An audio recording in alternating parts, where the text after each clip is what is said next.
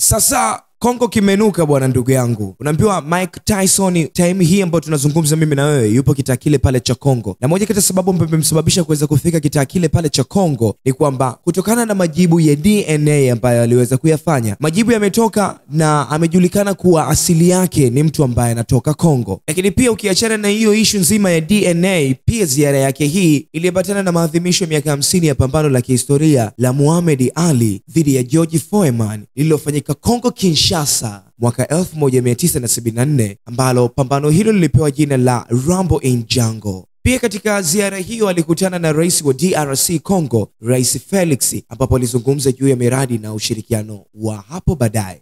Hii si kwa mara ya kwanza kwake Mike Tyson kufika Afrika. Kwa mwaka 2019 alifika Misri na kutembelea moja kati ya vivutio vikubwa pale Misri, piramidi za Giza. Huko Kenya kuna mhandisi kutokea London, Uingereza. Huyu mhandisi kutoka Kenya anaitwa Eli Savatia. Ameshinda tuzo ya Afrika ya ubunifu wa uhandisi kwa mwaka 2025 iliyoandaliwa na Royal Academy of Engineering huko nchini Uingereza. Savatia alipokea zawadi ya paundi 50,000 takribani na pesa ya Kikenya milioni 8.6, ambayo ukileta kwa pesa ya kibongobongo ni sawa na milioni 157.4 za Kitanzania, ambapo hii alipewa kama zawadi kutokana na ubunifu wa programu yake ambayo aliita jina la TAP 360, ambapo huu ni mfumo wa AI unaotafsiri lugha ya ishara unaolenga kuboresha mawasiliano kwa watu wenye ulemavu wa kusikia. Ubunifu huu umetambuliwa kama mchango mkubwa katika kuboresha upatikanaji wa huduma za mawasiliano kwa jamii za watu wenye ulemavu wa kusikia. Pia kijana huyu kutoka Kenya alihusanisha pia teknolojia ya glove zenye sensi za kutambua ishara za mikono na kutafsiri moja kwa moja kuwa maandishi au sauti.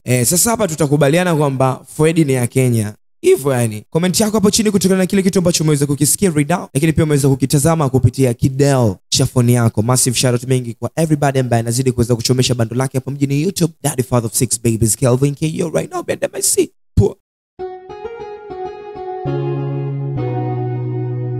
Kasako Media, tunaangazia maisha, tunaandika kesho.